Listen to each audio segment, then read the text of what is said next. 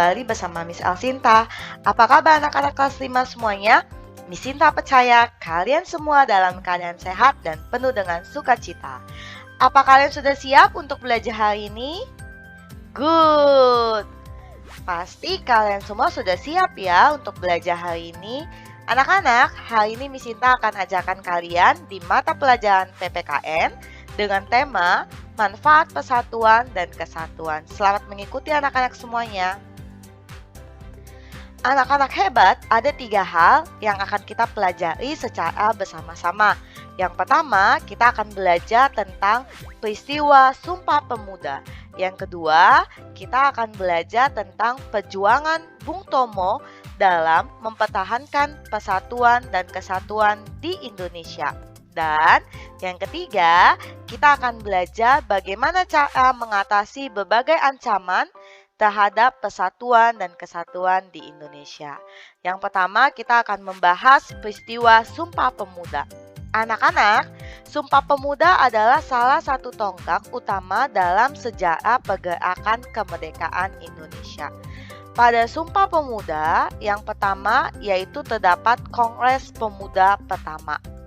Kongres Pemuda pertama ini terbentuk Organisasi Pemuda Indonesia pada tanggal 15 Agustus tahun 1926 yang merupakan gabungan dari beberapa organisasi.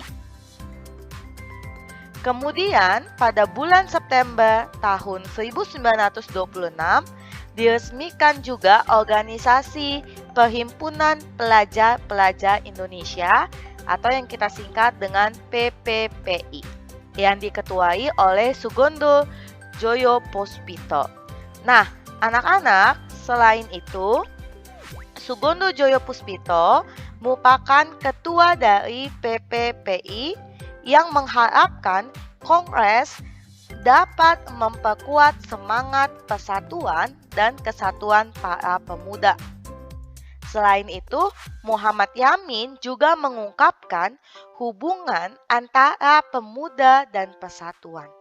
Ada 5 faktor yang dapat memperkuat persatuan di Indonesia.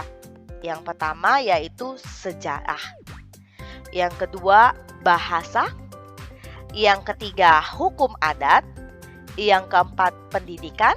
Dan yang kelima adalah kemauan. Sumpah Pemuda anak-anak dirumuskan oleh seluruh para pemuda. Sumpah Pemuda ini menjadi landasan untuk para pemuda dapat bersatu. Para pemuda meyakini Indonesia tidak akan merdeka tanpa semangat persatuan di antara bangsanya. Selain itu, diadakan juga Kongres Pemuda yang kedua. Setelah PPPI terbentuk, diadakan rapat untuk merealisasikan seluruh gagasan organisasi pemuda dengan pembentukan panitia kongres. Rapat tersebut menetapkan struktur panitia kongres dengan Sugondo Joyo Puspito sebagai ketua, Muhammad Yamin sebagai sekretaris, Joko Marsaid sebagai wakil ketua. Pada puncak Kongres Pemuda yang kedua, tepatnya pada hari ketiga, tanggal 28 Oktober, ditetapkanlah sebagai Hari Sumpah Pemuda. Nah, anak-anak bisa perhatikan. Di sini Miss Sinta membuat Kongres Pemuda pertama, yaitu dimulai dari tanggal 30 April sampai 2 Mei 1926. Kongres Pemuda yang kedua dari tanggal 27 sampai 28 Oktober 1928. Anak-anak, ini merupakan teks Sumpah Pemuda. Teks Sumpah Pemuda ini diucapkan oleh para pemuda yang merupakan janji dan ikrar yang menjadi landasan awal untuk memperjuangkan kemerdekaan Indonesia. Para pemuda bersatu memperjuangkan Indonesia. sebagai bangsa yang merdeka dan berdaulat. Istilah Sumpah Pemuda diberikan setelah Kongres merumuskan cita-cita bangsa Indonesia.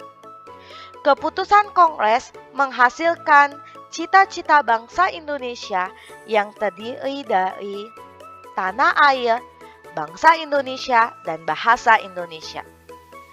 Oleh karena itu, rumusan teks Sumpah Pemuda ditulis oleh Muhammad Yamin. Ini merupakan teks Sumpah Pemuda.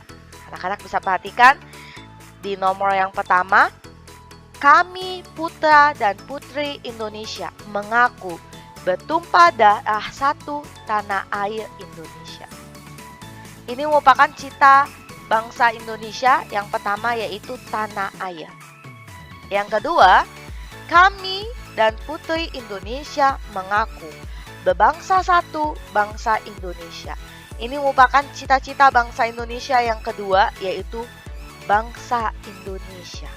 Bangsa yang satu, bangsa Indonesia.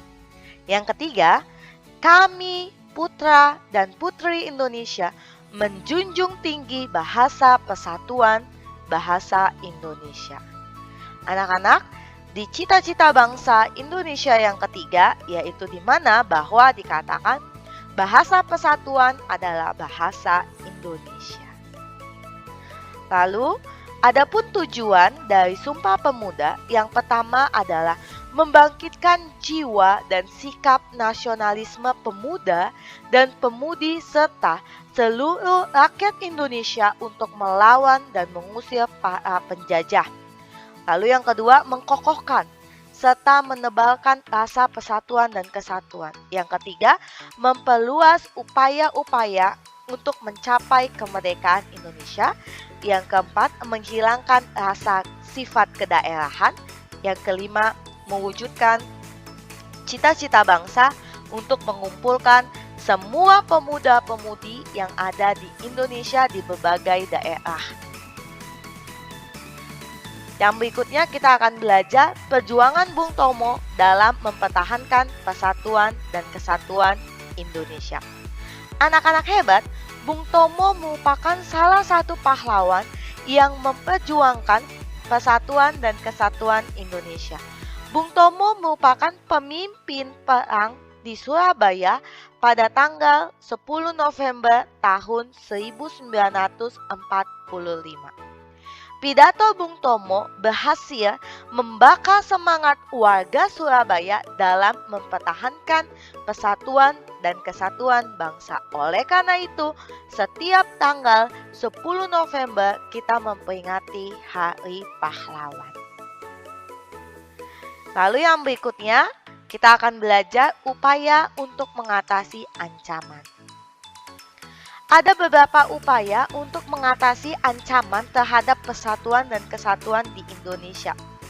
Ada beberapa contoh ancaman yang bisa memecah persatuan dan kesatuan di Indonesia. Yang pertama adalah agresi, yang kedua pemberontakan, yang ketiga perpecahan, yang keempat narkoba, dan yang kelima korupsi. Lalu, bagaimana upaya kita sebagai pemuda-pemudi Indonesia untuk mencegah dan menyelesaikan peristiwa yang mengancam persatuan dan kesatuan Indonesia? Yang pertama, para pejuang Indonesia melakukan diplomasi atau pertemuan untuk menanggulangi agresi militer Belanda 1 dan 2. Penumpasan terhadap para pemberontak. Penerapan nilai-nilai nasionalisme dan rasa cinta tanah air dalam kehidupan setiap harinya. Lalu yang berikutnya, meningkatkan rasa toleransi antar sesama warga, membiasakan sikap jujur dan berani bertanggung jawab, menjaga persatuan dan kesatuan dalam keberagaman, menerapkan nilai-nilai Pancasila dan Bhinneka Tunggal Ika dalam kehidupan kita setiap harinya. Demikian materi yang Miss Sinta sampaikan hari ini. Semoga apa yang Miss Sinta sampaikan hari ini dapat bermanfaat untuk anak-anak kelas 5 semuanya. Sampai jumpa lagi Bye-bye!